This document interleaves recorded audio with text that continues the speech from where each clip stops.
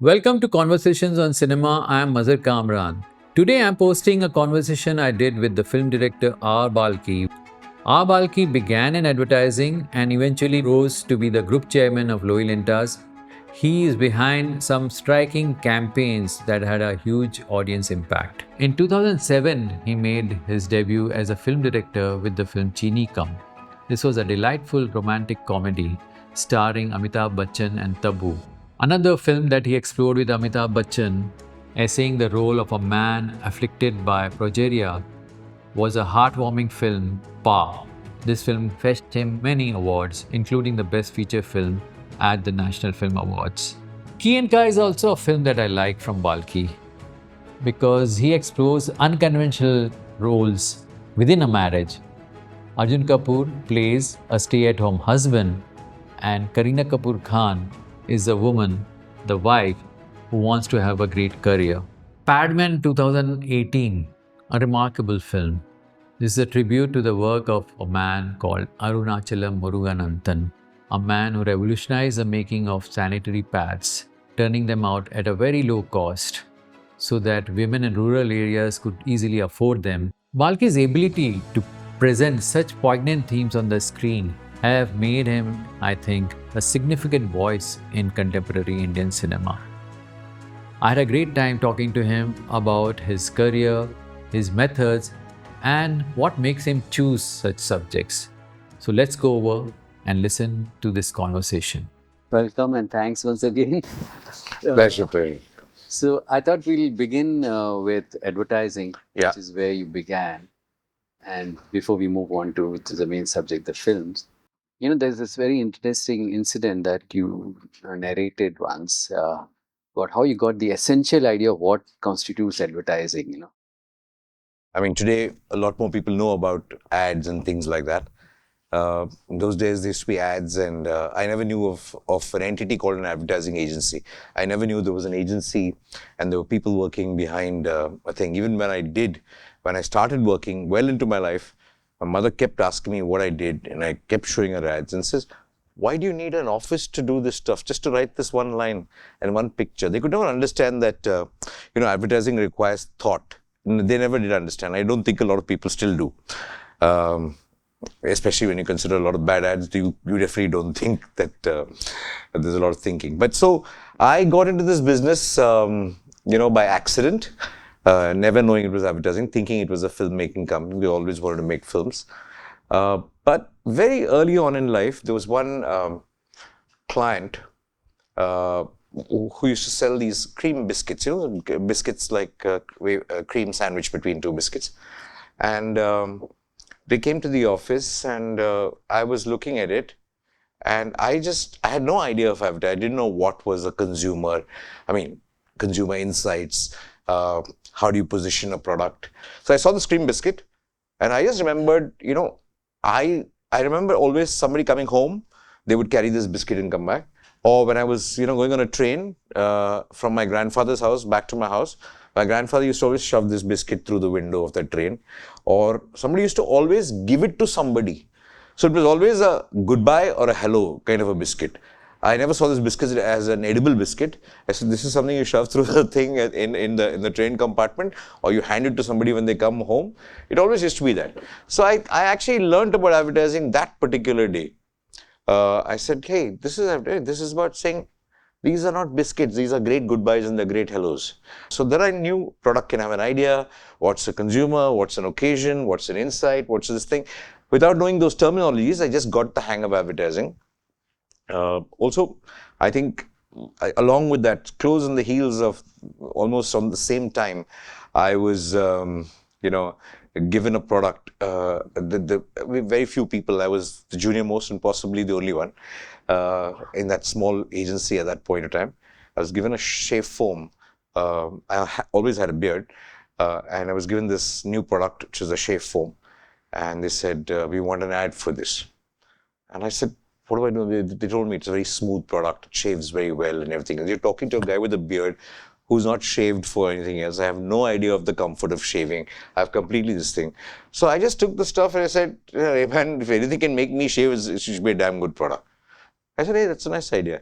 So it's almost like somebody saying, I don't want to shave. And as the product comes closer, as he experiences, he starts stuttering. And then when the product is applied to the beard, he wants to shave. It's a very simple ad. It was at that time, it was a popular ad. I just realized that it is sometimes common sense. Sometimes you think very simply. You get your insight, because there is the customer is not some alien. He's you or she's you. And if you just are very close to yourself and you really think without any complications, saying this is exactly what I do with the product or something like that, then I think advertising becomes a little simpler. And then the other thing that we find about your work, seem to challenge accepted notions, whether it's films or advertising. Where does it come from? Like this, like you mentioned, this Daag Achhe Hai campaign, It's again challenging the whole idea, that it's not about just, whiter than white kind of thing, but it's something else. Yeah, it's a human being. It's like everybody wants to say he's the best or she's the best. Every product wants to say they're the best. But the best people don't say they're the best. The best people always celebrate their enemies or their opponents. They say, hey, damn good, yeah, he's.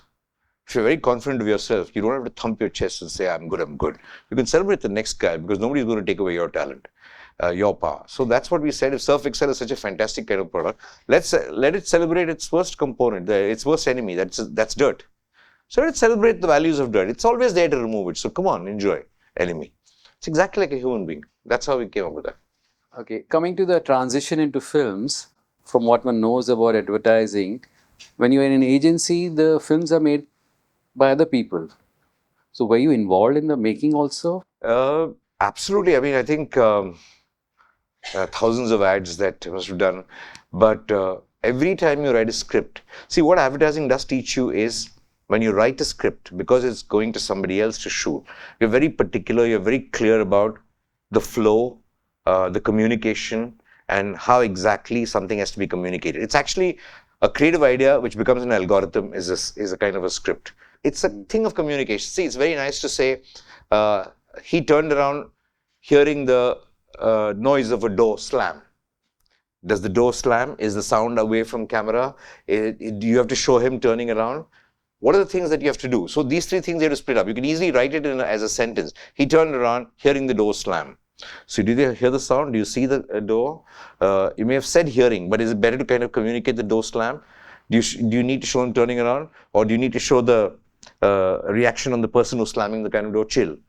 And then cut to the startled expression of this guy. What do you have to kind of show? You can do it in any way you want. So advertising teaches you to be kind of very clearly precise, because not only because of the time, because the communication needs to be precise. And I was always very sure that, I would sit with the director who's doing it. I would give him a complete vision. I would just tell it as a story, as I see it and thing. And I would always, always, always sit on the edit of the film. In fact, I would have edited most of my ad films myself. Always edited. And I learned more about filmmaking by figuring out the things that were not there in the shots, or too much of the shots that were there. I have cut a lot of people's who were supposed to do a 60-second or a 30-second film. They had gone and made 3-minute films, and they were pushing the client to spend on 3 minutes. And I said, I can't with a clear conscience ever do that, because it doesn't require that kind of time. Why are you wasting somebody's money? I'll cut it to 60 seconds. 60 seconds made all the kind of same impact as the 4 minutes. Because sometimes when as a director, you get very indulgent. Oh, I shot this. I went all the way there and shot this long shot. Don't remove it, R Balki, please. I said, you may have gone wrong. I can't put a post-it note on that stuff and say, client, please spend extra crores because he went all the way there and shot it. Nobody's going to do that. What does a thing require for communication? That's what you kind of do. Impact. If it's adding great impact, of course, nobody will take it away. But if it's not adding any impact, just don't do it for Can one say that you became an editor? I mean, actually hands-on editing? Yeah, I never operate the machine, but I edit every frame of the film because I like to edit. I think there are two places where a film is made. One is the script and one is at the edit. Yeah, I like to edit my own. I edit all. I would have edited almost 90% of. In the end, it comes to fight for seconds and frames, because you want to fit it into 30 or 45. Actually not. I never thought of saving time. I actually thought what was required for this. Okay. I never said, let's cut frames here, let's cut that stuff. I never did it. I never saw 30 seconds as less time, or 40 or 15 seconds as less time.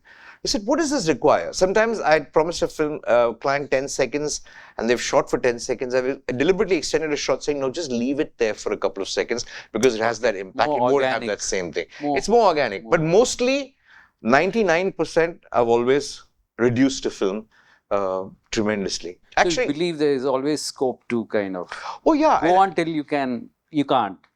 You can, because I feel, people process various things differently. When I'm watching an ad, I process communication and a story at a much faster speed than when I do a film. If I cut a film, like I cut an ad, I won't get the same thing. Exactly. An ad, I'm seeing it again and again and again. A film, I'm seeing it once. So an ad, sometimes you miss something else, you see it the second time. Then you deliberately design an ad so that you catch something else the second time. In a film, 99% of the people don't see a film twice. So you have to kind of communicate what you have to communicate. Also, I think the pace of the mind slows down in a film. Except when you're watching Social Network, when you're completely glued, the dialogues are bashing at you every second. But otherwise, you've gone to the theater, popcorn is there, and you're lounging. Okay, you don't want your brain to be being exercised at some 1,000 times what in an ad. You're saying, move on, I'm getting it, move on. I want to see the next over. You're in that kind of space. So the psychology of watching are quite different. So when it came to doing your first feature, I'm very curious. How did you prepare? Because one would think, you'd go with a normal person. Doing advertising, you'd go with that mindset, and some people do. I believe, go with that same, very crisp, very stylishly shot ads, into feature film, which they bring that into it. So, whereas you have taken a different route, which is more organic for features. No, I never cut an ad fast. When you cut an ad 30, doesn't mean cutting it fast. I cut it as organically as you would an ad. So I cut the film. The film also was made in the way organically as I saw the story unfold. Okay. So I didn't change any pattern. Okay. I didn't employ any pattern in advertising. I never changed any pattern in feature filmmaking. Whatever the story deserved, Just being faithful to I was just being faithful to the story and what I was kind of cutting to. Okay. So you are basically a storyteller, I should say that, because you're concerned with the story, whether it's 30 seconds or it's 90 minutes. The story should be told in a certain way. Absolutely. I think every filmmaking, any other thing is a medium. Design, films, writing, everything is a medium to just tell a story. So I want to come to your, collaborators, let's say, in your team, Ilaiyaraja and PC Sreeram.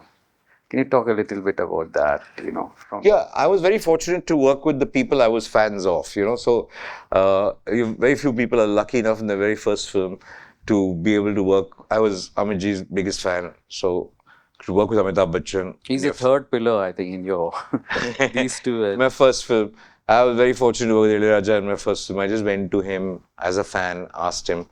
PC, of course, though I'm a fan of his, I'm also a very good friend of his for years because we've shot many ad films together. So I feel that I just was lucky and it's not I've stuck with them, they've stuck with me, they've put up with me. So it's quite, I'm lucky. Yes, Raja sir couldn't do a couple of other films for various reasons because sometimes various other forces come into play. And PC couldn't do a couple of films because of his own some issues, physical issues. You have said my biggest inspiration has been Ilaiyaraja's music. It was his music that got me interested in cinema in the first place. It's a huge. So, can you talk about that? Because as we understand popular cinema, music is very integral to it. Absolutely. So, and I'll tell you this. tribute to. It's a fascinating thing. We all talk of. I feel cinema is divided into three people. Into three audiences. Actually, the people in the industry, all the people who study cinema, make cinema, do that cinema, and the second pillar is all the people who analyze your cinema, critique your cinema. That's one set of people, and the third set is the people who watch the cinema. Okay, there are three definite kind of divisions in cinema. So fundamentally, I really believe if you worry about the first two, you'll never reach the third. Okay, my philosophy has been very, very simple because I'm an audience first. I have always enjoyed film. That's why I came to films, not because I was a great student of cinema. I was just a great watcher of cinema. So When I was, my father took me to my first film. It was I think Marlon Brando's Julius Caesar somewhere. It was close to my house. Chitty Chitty Bang Bang was one of the films I watched, enjoyed it. But I was never so fascinated. Okay, I was lazy. I was not listening. And my neighbor, an aunt of, I call her my aunt. She was my neighbor. She was mad about cinema. She used to go to every Friday, any film, whether it was Hindi, Tamil, Telugu, Kannada. She used to go to every cinema. And I never used to go, though I used to be in the house playing around. My mother was not interested in cinema. My father used to go, but he used to watch these English films, and I never used to go with him after that first two films. So one day, this aunt of mine said, no, you come today. My mother also wanted to get rid of me and said, you go with her. So I went with her to this one cinema. It was a Tamil film. It's called Pudhiya Varpugal. It was Ilaiyaraja's film. He's iconic. He was actually the one, much before anybody else, who started the new language in cinema. The modernism in Tamil cinema, if you see, it started by Balu Mahendra and Bharati. So I saw this. I had no clue who was the actor. I think I was sitting. I was actually going to sleep. I was actually closing my eyes. I just think they gave me various things to eat. I was eating before this. I was going to think, and I heard this music. Just woke up. I had no idea what was going on the screen. I just listened to the music. Something was happening. Some people in white dresses were running in slow motion all across the hills and everything else. And this music was kind of playing out there. And I just loved it. And I just loved this music. I just loved this song. I had a huge new film playing in my mind. Some images playing in my mind in those days. God knows what it was. And I was enjoying this music. I just started loving the cinema.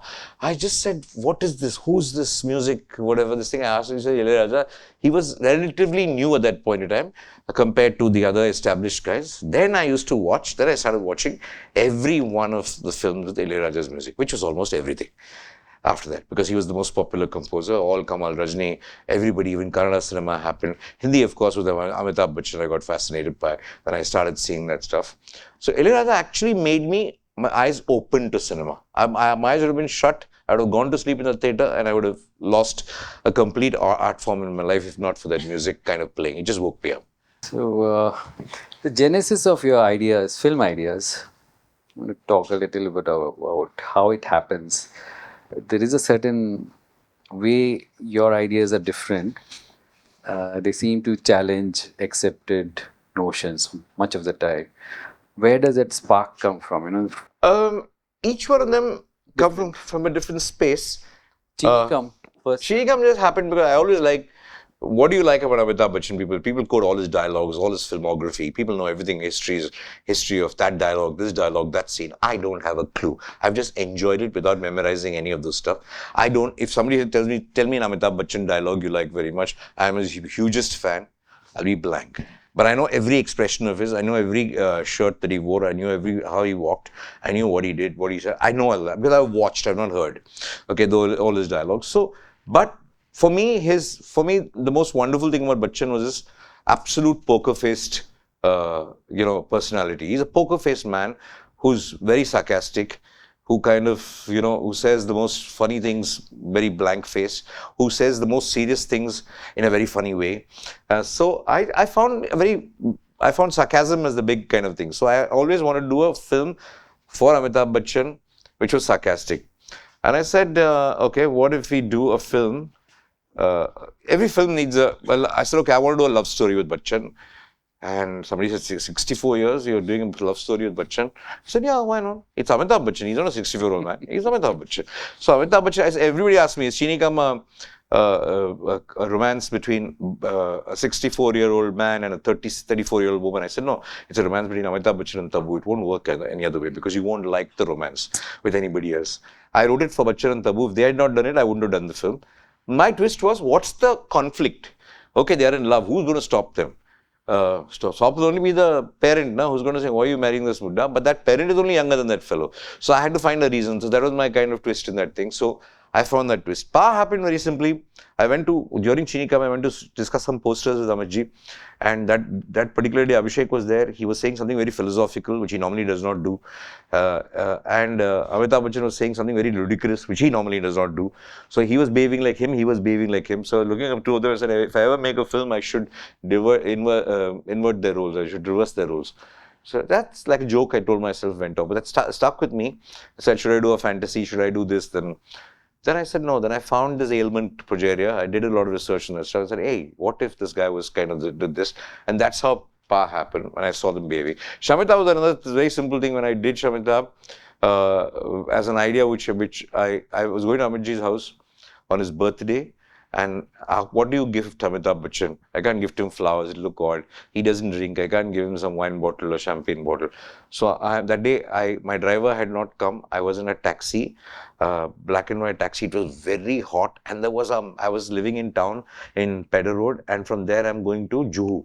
And massive traffic, about 2 hours it took me, and I was sitting in the car, and mostly I was thinking, what do I get him? I was living in that kind of tension, what do I get him?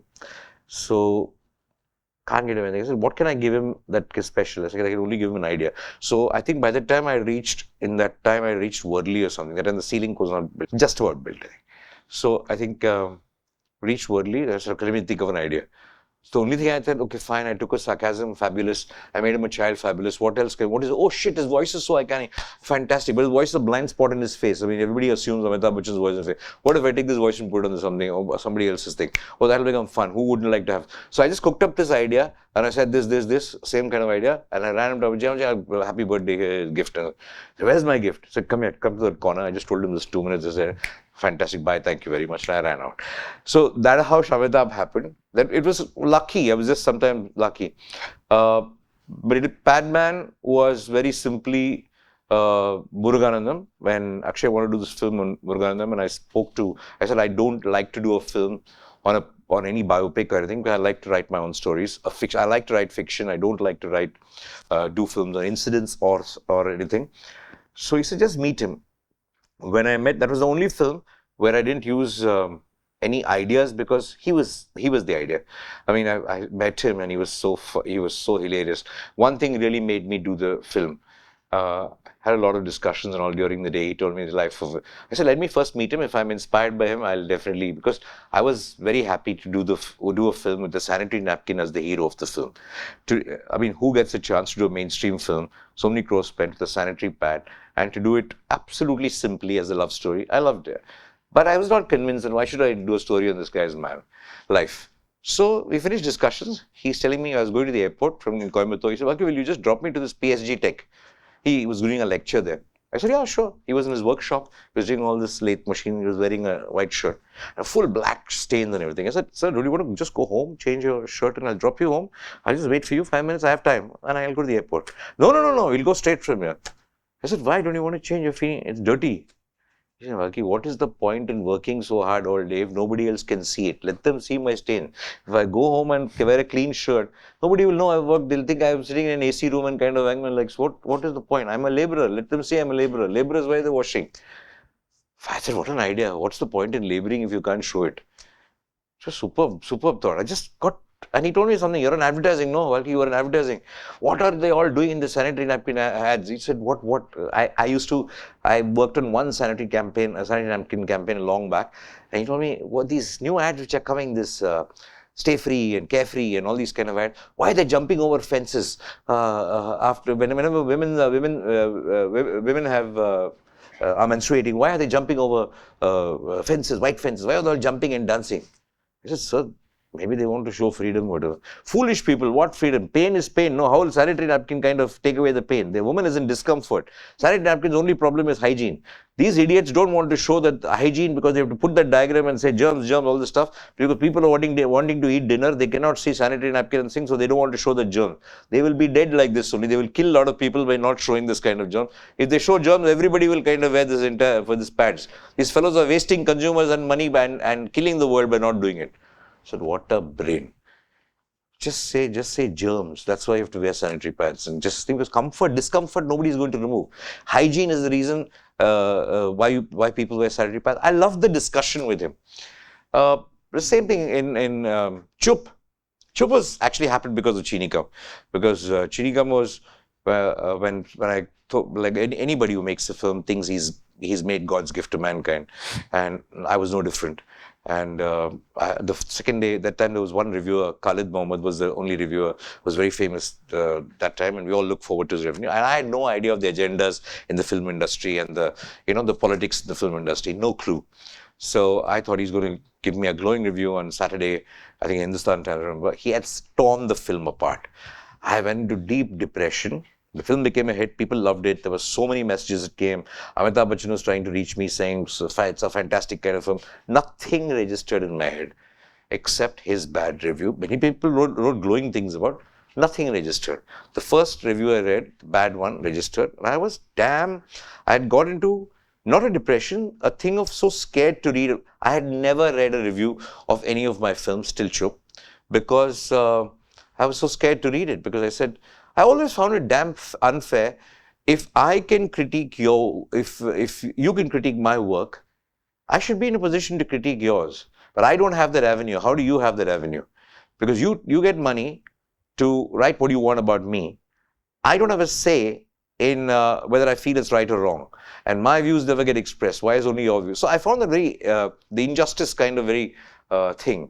So for a long time, and I told Amitji this, I think after a year after Cheeni Kum, I said, I want to do a film that kills critics. And that remained with me for a very long time. I think COVID happened, and I think that came into the fore, right, thing. And I almost saw them as COVID. So I want to kill the viruses. I just want to hack it. What if I was an artist? And the people ask me till today about constructive criticism. See, I don't know this constructive criticism and this thing. I think anything you read must make your life better, must make you improve what you do, make you feel, oh shit, oh yeah, it is lovely, beautifully put. Suppose you give a person advice. There are many times the person is going to slap you, the other time they're going to kind of love you for it. A critic's job is to make sure that you get something out of it and improve it. You can't blame me for not taking your points seriously when you're offending me with your points. Either I deal with my offense or I can deal with your points. So you have to choose which of the two I deal with.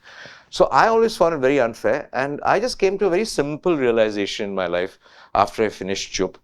One of the critics came and told me, I had the thing of saying, I'll not show it to the critics. I'll show it to people before I show it to the critics. But one of my friends, and the critics are my friends actually, all the critics are my friends. In fact, the person who was on the writing team of Chup was also a critic. So, but he came and told me, Balki, I didn't quite vibe with the film. I said, why would you? I just killed you. How can a dead man vibe with the film? And I don't think the joke registered. It didn't happen. So I sometimes feel that what they are seeing in a lot of the films that I see, and I'm a normal person, I just react to a film. I'm not looking at anything, whether does it engage me in some way or the other is what I look at. I'm okay for 2 scenes to engage me and I love the film. But the things that people write about good films, things that people write about bad films baffle me, the amount of praise. So it's then, of course, I've discovered today it's a complete business by itself. There is very little honesty in that particular business. There are very few people who still kind of practice honesty. But these things you learn later on by this thing. You don't know there's an industry behind criticism. There's a massive industry. It's like the trollers that you get. I actually look at them as trollers. You can engage trolls today. Trolling is never going to be a fact. It's not an authentic opinion on anything else. It's a manufacturer. It's an industry behind that stuff. So it's like that. So each of the ideas, Ghoomer also was something like that. Ghoomer, my inspiration to make the film was actually seeing Saimi play one day, cricket. She's actually a damn good cricketer. And I said, in this industry, if I love cricket, I don't think I'll live without cricket. I can live without cinema, but I can't live without cricket. But I saw her play. I said, finally, we've got an actor in this industry who can play a sport, because it's very easy to teach people acting. You can't teach people cricket. Okay, either you get it or you don't get it. Because we know every inch of cricket. We know if a camera is placed like this, a little bit of play plays one thing falsely, we'll catch them. We're that much in love with cricket in this country. So I think she inspired me to kind of start doing the film. And most importantly, again, the inspiration for Ghoomer was, we watch cricket every day. What am I going to do new in cricket that not been done before? To me, it was not getting the cricket authentically. That was, of course, one challenge. The most important thing is to give back something to cricket that has not been seen. So it's like, can I discover a new delivery in cricket? Okay, so Ghoomer was that when I was putting my hand behind my back and I was trying to say, how do I get that momentum? And I said, oh God, we got this. Like a discus thrower gets the momentum. And then I decided to call it Ghoomer on that when I just spun around, hey, this is called Ghoomer, this film. So I think that really motivated me to do the film. I think sometimes in a film, you need that one thing that's going to keep you interested to work for 2 years or 1 year. You need that one thing that's going to drive a lot of people and you. So are there ideas that you have kind of abandoned? Millions of ideas that I've abandoned, very excited by the story. And then, you yourself can't see beyond 10 minutes of that idea. You're very excited by the idea, but it's not a story. An idea is actually just a starting point. Yeah. But it requires a lot of, millions of other ideas to make this one idea kind of. So unless you find millions of other ideas for an idea, this idea is kind of pointless. And you write it yourself? Yeah. The entire script? Yeah. It takes some days. I mean, you need to... Yeah, I have my Rishi. Don't you need Rishi to was be my alone co-writer. and cut off? No, I never cut off. Rishi was my co-writer. He was my AD in Cheeni Kum. From those days, he has been with me only. He's my Hindi guru, my teacher, because I write with dialogues. I don't write So that's why my question, that do you write in... I write in Hindi only. I cannot write in English. You write in Hindi? I write only in Hindi. And Rishi keeps correcting me on everything because unless he corrects me, I can't move the next sentence. So I have to write every scene with a dialogue. I don't know how people write screenplay. There is only in this country that we have this division of story, screenplay and dialogues. I mean, what is a screenplay without dialogues? I still haven't understood. Because a dialogue is supposed to take the screenplay forward. Without it, you can't do it. I think the brilliant thing of Cheeni Kum is the dialogue, actually. Yeah, so we just wrote it. So each film, there has been one person who has kind of co-written with me in terms of my Hindi. Because I did a film dedicated to my bad Hindi called Ki and Ka, because I never could get my Ki and Kas right all across. And I think it's one of the quickest films I did because I wanted to just get rid of my embarrassment. Okay. So, yeah, and the ideas that attract you are clearly, I mean, like I said before, they seem to go in the face of, let's say, conventional views. That is there, I mean. Okay, you might have been excited with Amitabh Bachchan, 64-year-old romancing, but you have narrated the whole story and made it believable that yes, it's possible. And you go into areas which look difficult. I mean, because the first thing a person is going to say, "Tu baap ki umar ka hai?" And I was wondering how you'll play it out. And you actually create a scene where he has to meet the father who says, so it's like you're going where people would shy away or avoid, and you kind of confront, you hold it by the bull by the horns. No, I don't think. If I thought about it, maybe even I would have let go. I didn't think. Like Pa, when I was doing Pa, I knew this projector people look like this. I knew the makeup artist. We found the makeup artist in LA. We did all the tests. We did all Amitabh Bachchan. He came out of the tests and all the stuff. Vidya was hesitant to play Amitabh Bachchan's mother till then, saw the look and said, no, I want to do this film. All that was done. But I was so foolish and so, blind about this whole thing. We were going to do a look test. And after you do the look and all the stuff, you have to still shoot it to see how it looks. So I remember PC, and this is PC's magic. I remember PC, we were in Hyderabad. Aminji was shooting something else. We did a 4-hour, 5-hour look test with all the prosthetics in PA. And PC was the still camera. He likes to shoot with stills first and then shoot the thing. So Amitabh Bachchan came out of the stuff. PC just looked at him. He looked at me. I looked at him. I said, PC, this is scary. So what do we do? No, wait, I'll do something. Puts the light, he puts all this kind of stuff. I said, he's looking even uglier than before. What to do? The things happening. Let's see thing happening. Because he's 6 feet 2 and he's big. And I had not thought he's a child. Which child looks 6 feet 2? I mean, he can act cute, he can do all this stuff, everything, but we didn't have the technology or the money to shrink him in those kind of days. And I had not planned for all that. I said, yeah, we'll do it. Yeah, we'll do close-ups. Some random thing. I'd written the full script without ever thinking. Imagine what a big blunder it was. And both of us had not thought. Even I told PC, everybody was excited. Nobody asked me, how are you going to make him small? And I had no intention of making him small in that tiny kind of a way. Yeah, we'll find out some way. And I had some vague ideas. Hide him behind taller objects, shoot him like this, shoot him like that. But after 1 hour of trying, Amitabh Bachchan is getting irritated. Balki, what is happening? It's all looking fine. I said, Amitaji, he's looking fuck all. He's looking so bad, it's scary. He looked at all the photographs. So there was a stillness in the room. I told PC, I think we need to call this film off. This is not going to work. It's embarrassment. Let's not spend any penny. Whatever we've spent, let's save our thing and run from here. So PC said, hey, give me 1 minute, 1 minute. I said, what? There's a big table. He said he couldn't climb on top of the table. Give me 3 chairs. He jumped on top of the chairs, got onto the table out there. Hey, give me camera. Somebody was saying, Abhishek, come and stand here. Stood there. He said, give me wide lens, give me something. He took an 8mm thing and put it out there. And he just shot real closer. He went straight close to Amitji and he shot the star. Hey, Balki, look at this.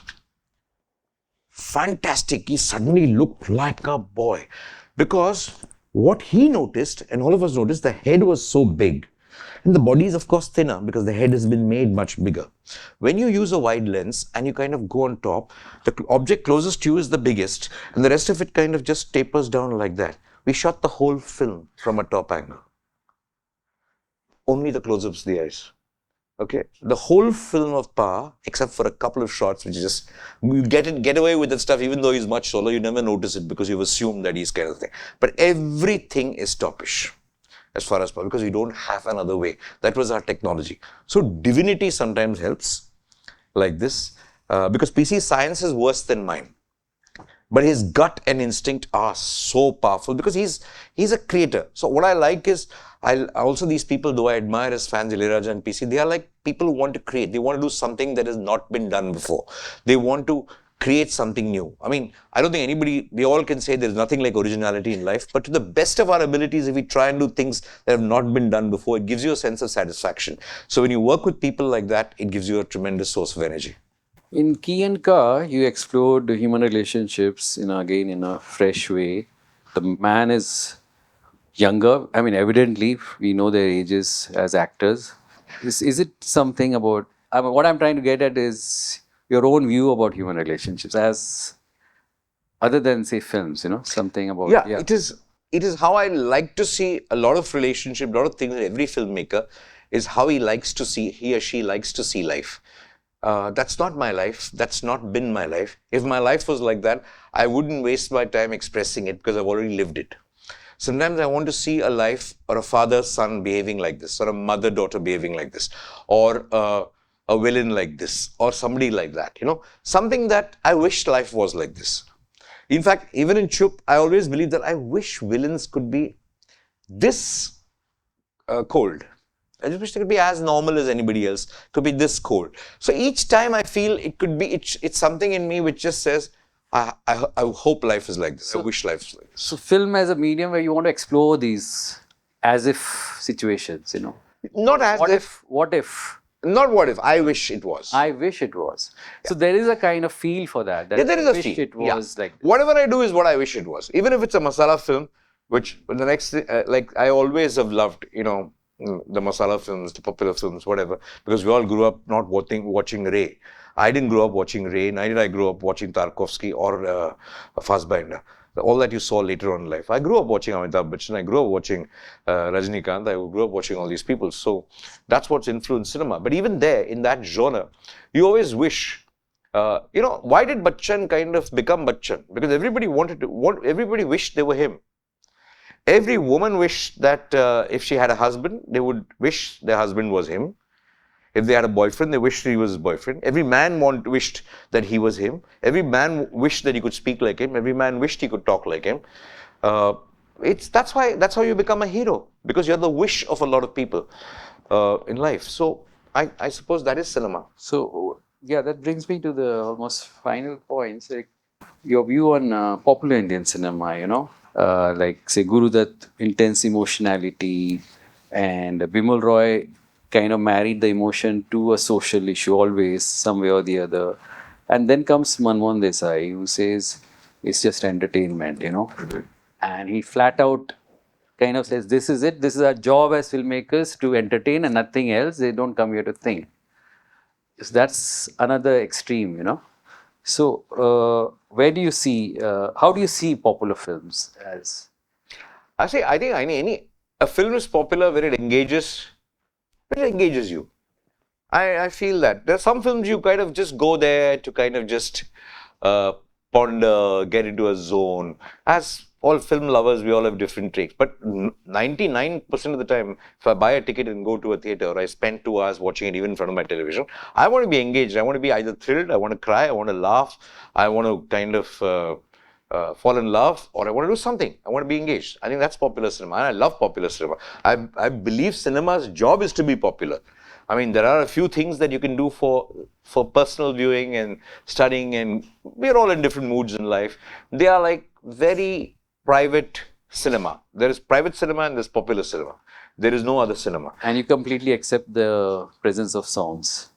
I love songs. I think songs are a weapon that we as an industry have not sold to the world as well as we could have. They look at our cinema and they say song and dance, but that's the originality that I think in a million years that they will struggle to create. You know, the world will struggle to create. We really haven't marketed our songs and the power of our songs as well as we should have.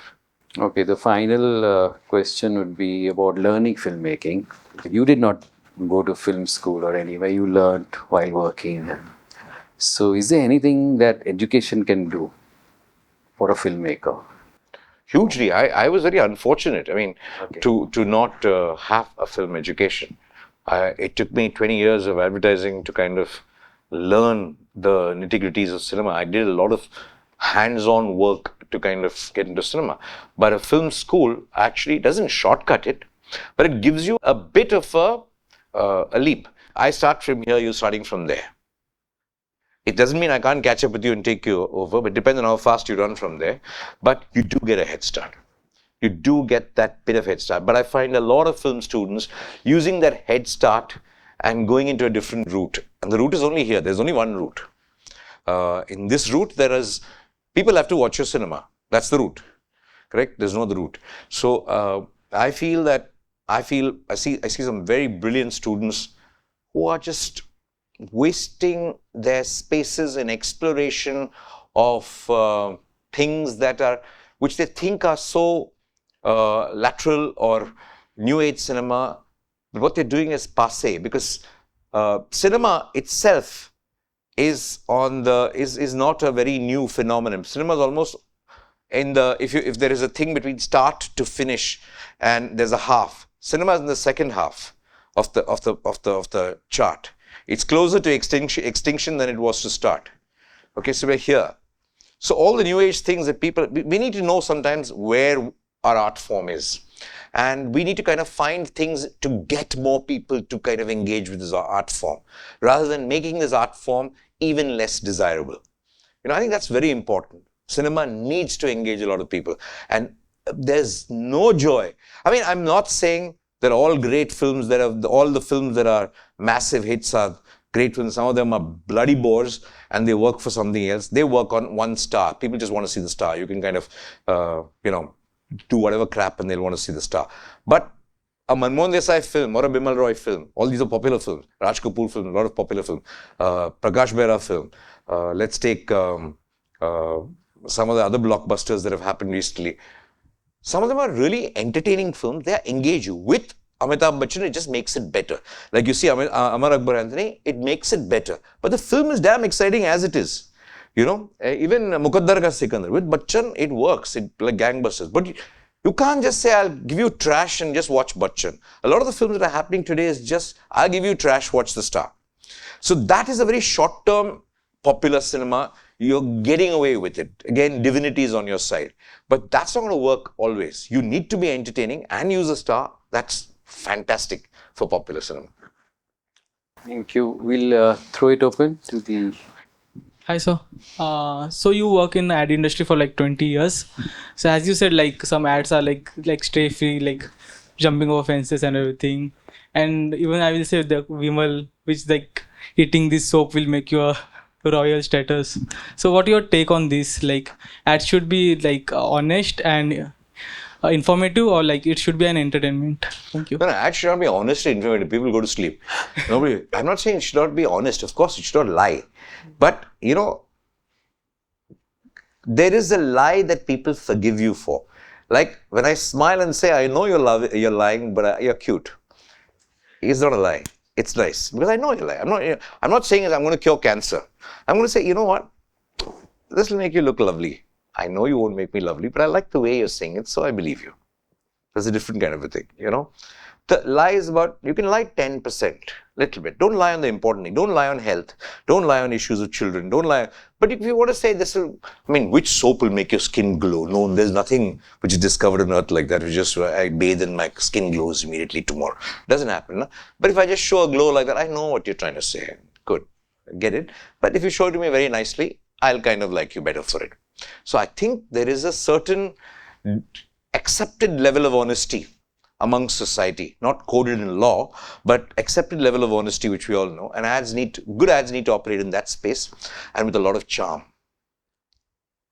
Thank you. So I had a question that you have worked with quite big stars, like you've worked with Amitabh Bachchan in many of your movies. Have you ever felt that the presence of the star has, while maybe in the process of making the film, taken away from what you had wanted to convey? Never. I wrote it for them, so they can't take it away. I write it with those stars in mind. Padman was written for Akshay, Cheeni Kum was written for Amitji, for Power was written for Amitji, so there's nothing to take away. I think Right, sometimes you only take away from your screenplay. No, they don't take it away. It's like if you're not true to what you imagined and how you wrote it, and if you're compromising on the way, which happened a lot for me in Shamitabh, sometimes there were scenes I'd written as comedy was turning out to be very serious when I shot it, and the star was seeing it that way, and I couldn't understand why that was happening. But if it failed, if I failed to communicate a scene that I wrote properly, I can't blame the star. I'm the director. I have to make sure the star does how I imagine. That means I've forgotten it or I've lost track of it. So it's always, the flaw is with me, not with anybody else. Hello. I want to know commercial aspect during script pitching of advertisement or movie. Like when it's not working, how producer responds. Like हमें ये चाहिए ये portion, but उन्हें वो चाहिए नहीं है वो portion. Like वो situation कैसे handle होती है industry में? Everybody has their own theories of this will work, add the song here, make this violent here, put this kind of stuff. They all have their own thing. But if you're very clear, this is a story I want to make, and if you do this will go wrong. You take the call, I'm not responsible. Person will keep quiet. But if he says, thankfully I've not worked with people like that, but there are some people who say, oh, then I'll throw you out, throw me out, go. Because it's better sometimes to kind of walk out of a film than to make a film, do a film wrongly, that you don't have any control over its own failure or success anymore. So that's pointless. I would rather walk out of a film than do that. But I think everybody has a theory. Mostly it comes from stars saying that, no, it should be done like this, should be done like that. Also are theories which come from there. Everybody has a theory. If one film succeeds, people have 20 theories on what film should be. Everything should be one thing. Who's the villain? What's the conflict? What is this thing? Where is the dance number? Who's this kind of thing? Everybody has a theory. Today, only these kind of films work. Next, when Animal comes, I'll say, we don't know how Animal works, but only this kind of thing works. You know, you need rage, you need people, anti-system, anti-establishment. Evil people work. I mean, how do you say evil people work? We like watching entertainment. If an evil person engages you, it's entertaining. But evil people don't work. The people forget what made Animal work. They are looking at, sometimes people, the theorists who look at a cinema and kind of just say, this, overall, this kind of a, father-son relationship, this rage for father, this entire, this, I want this alpha male kind of a thing. Actually, I've argued with a lot of people who came and told me this alpha maleness is there in everybody in the country, and that's why Animal works. Animal does not work because of that. Yeah, Animal, 99% of the people haven't even heard those 3 dialogues of alpha maleism. These are small little things, okay, which need not have been there. They are offensive. They can be easily kind of removed. But it just works because it's a mad rage film.